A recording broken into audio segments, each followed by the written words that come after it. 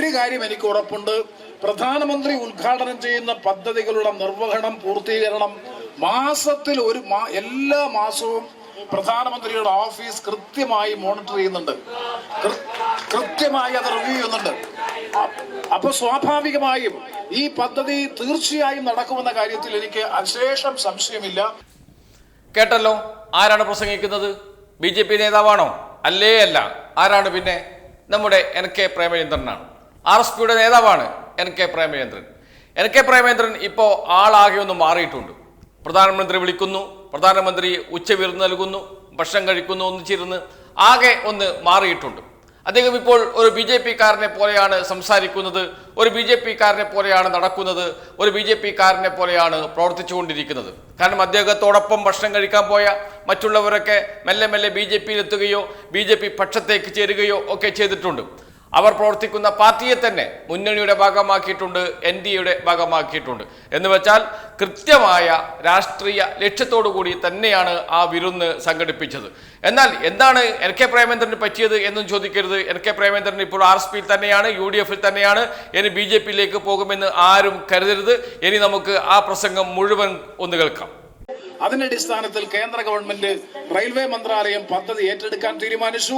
അത് ഉദ്ഘാടനത്തിന്റെ പട്ടികയിലേക്ക് ഉൾപ്പെടുത്തി കഴിഞ്ഞാൽ ഒരു കാര്യം എനിക്ക് ഉറപ്പുണ്ട്, പ്രധാനമന്ത്രി ഉദ്ഘാടനം ചെയ്യുന്ന പദ്ധതികളുടെ നിർവഹണം പൂർത്തീകരണം മാസത്തിൽ എല്ലാ മാസവും പ്രധാനമന്ത്രിയുടെ ഓഫീസ് കൃത്യമായി മോണിറ്റർ ചെയ്യുന്നുണ്ട്, കൃത്യമായി അത് റിവ്യൂ ചെയ്യുന്നുണ്ട്.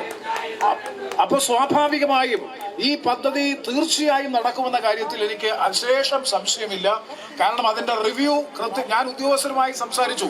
ഞാൻ പറഞ്ഞു, ഈ ഒരു പ്രാരംഭ ഘട്ടത്തിൽ ഇതിന്റെ ഉദ്ഘാടനം ചെയ്യണമോ എന്ന് ചോദിച്ചപ്പോ ഉദ്യോഗസ്ഥർ എന്നോട് പറഞ്ഞത്, സാർ എന്ത് പറയുന്നു, അദ്ദേഹത്തിന് ഉദ്ഘാടനം ചെയ്തിട്ടുള്ള പ്രോജക്റ്റുകൾ കൃത്യമായി വിശദമായിട്ടുള്ള ഓരോ മാസവും അതിന്റെ റിവ്യൂ നടക്കും, മോണിറ്ററിംഗ് നടക്കും.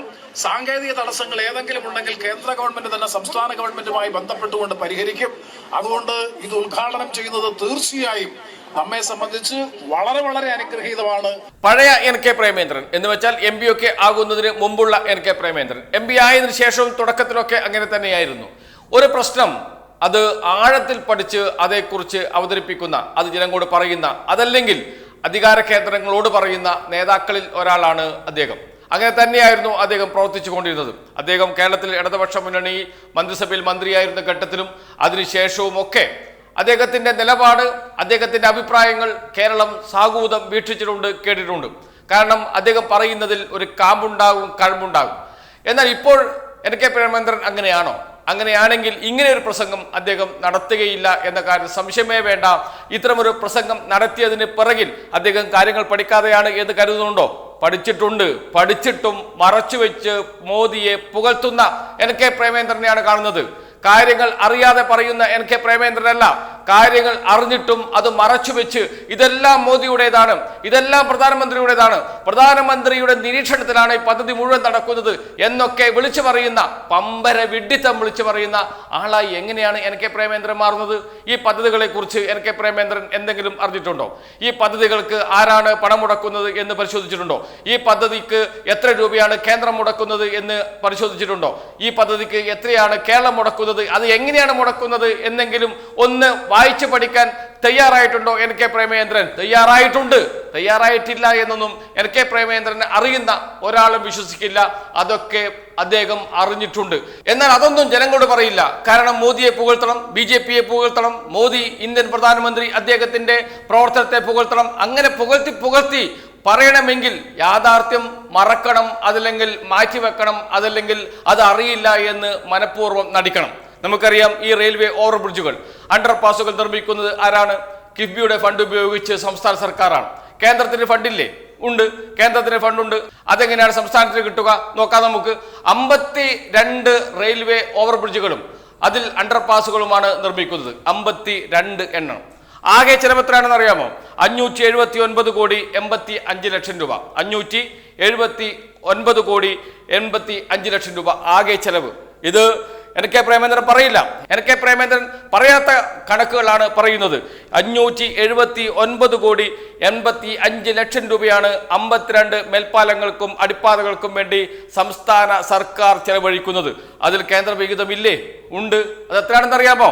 178 കോടി 57 ലക്ഷം രൂപ. 178 കോടി 57 ലക്ഷം രൂപ.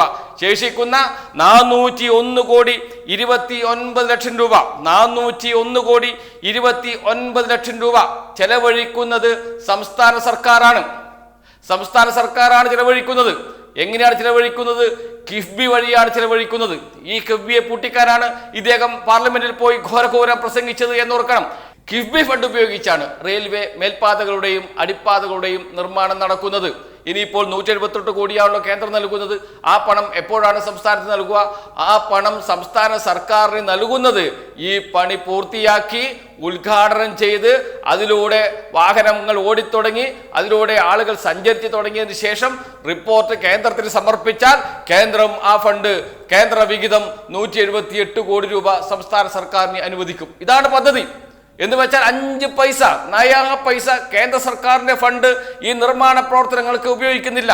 സ്ഥലം ഏറ്റെടുക്കുന്നത് മുതൽ പണി പൂർത്തിയാക്കുന്നത് വരെ, അത് ഉദ്ഘാടനം ചെയ്യുന്നത് വരെ, അത് ജനങ്ങൾക്ക് ഉപയോഗിക്കത്തക്ക രൂപത്തിൽ തുറന്നു കൊടുക്കുന്നത് വരെ മുഴുവൻ ചെലവും വഹിക്കുന്നത് സംസ്ഥാന സർക്കാരാണ്. അങ്ങനെയുള്ള ഒരു പദ്ധതിയുടെ ഉദ്ഘാടന ചടങ്ങിൽ പങ്കെടുത്തുകൊണ്ടാണ് ആവേശത്തോടെ നമ്മുടെ കെ പ്രേമേന്ദ്രൻ സാർ പറയുന്നത് ഇത് മോദിയുടെ പദ്ധതിയാണ്, മോദി നിരീക്ഷിക്കുന്ന പദ്ധതിയാണ്, മോദി നിരീക്ഷിക്കുന്ന മോദി ഉദ്ഘാടനം ചെയ്യുന്ന പദ്ധതി നടപ്പാക്കുമെന്ന് ഉറപ്പുണ്ട്. കാരണം പ്രധാനമന്ത്രി നേരിട്ട് ഈ പദ്ധതി നിരീക്ഷിക്കുന്നുണ്ട് എന്നൊക്കെ വലിയ വായിൽ വന്ന് വിളിച്ചു പറയുന്ന കെ പ്രേമേന്ദ്രൻ എന്തു പറ്റി? കെ പ്രേമേന്ദ്രന് ഭക്ഷണം കഴിച്ചാൽ, പ്രധാനമന്ത്രിയോടൊപ്പം ഇരുന്ന് ഭക്ഷണം കഴിച്ചാൽ ഇങ്ങനെയൊക്കെ പറയാമോ? കാര്യങ്ങൾ പഠിക്കണ്ടേ? പഠിച്ചിട്ടില്ല എന്ന് ഞാൻ ഒരിക്കലും വിശ്വസിക്കില്ല. പഠിച്ചിട്ടും കള്ളം പറയുകയാണ് ചെയ്യുന്നത് കെ പ്രേമേന്ദ്രൻ എന്ന് പറയേണ്ടി വരുന്നതിൽ ഖേദമുണ്ട്. അദ്ദേഹത്തിന്റെ പ്രസംഗത്തിൽ ഈ പദ്ധതി എങ്ങനെയാണ് എന്താണ് എന്ന് കൃത്യമായി വിവരിക്കുകയും ആ ഫണ്ട് ആരൊക്കെ എത്രയൊക്കെ ചെലവഴിക്കുന്നത് എന്ന് കണക്ക് കൂട്ടി പറയുകയും ചെയ്തിരുന്നുവെങ്കിൽ അദ്ദേഹത്തിന് നല്ലൊരു കയ്യടി കൊടുക്കുമായിരുന്നു. പക്ഷേ ഇപ്പോൾ കയ്യടി കൊടുക്കാൻ കഴിയില്ല. അദ്ദേഹം പ്രധാനമന്ത്രിയെ കള്ളങ്ങൾ പറഞ്ഞ് അല്ലെങ്കിൽ വസ്തുതകൾ മറച്ചുപിടിച്ച് വെറുതെ പുകഴ്ത്തി പറയുന്ന പ്രസംഗമാണ് നിങ്ങൾ കേട്ടത്. ഇതിന്റെ യാഥാർത്ഥ്യം ജനങ്ങൾ മനസ്സിലാക്കുമെന്ന കാര്യത്തിൽ സംശയമേ ഇല്ല. അങ്ങനെ പുകഴ്ത്തി പറയുമ്പോൾ മുദ്രാവാക്യം വിളിക്കുകയാണ്. ആർക്കാണ്? കെ പ്രേമേന്ദ്രനല്ല, നരേന്ദ്രമോദി കി ജയ്, നരേന്ദ്രമോദി കൈ ജി എന്ന് മുദ്രാവാക്യം വിളിക്കുമ്പോൾ നമ്മുടെ കെ പ്രേമേന്ദ്രന് അതൊരു ആവേശമാകുന്നു. അദ്ദേഹം നേരത്തെ പറഞ്ഞത് വീണ്ടും ആവർത്തിച്ച് പറയുന്നത് നമുക്ക് പ്രസംഗങ്ങൾക്ക് കേൾക്കാം. അതാണ് കെ പ്രേമേന്ദ്രൻ മാറിയ കെ പ്രേമചന്ദ്രൻ.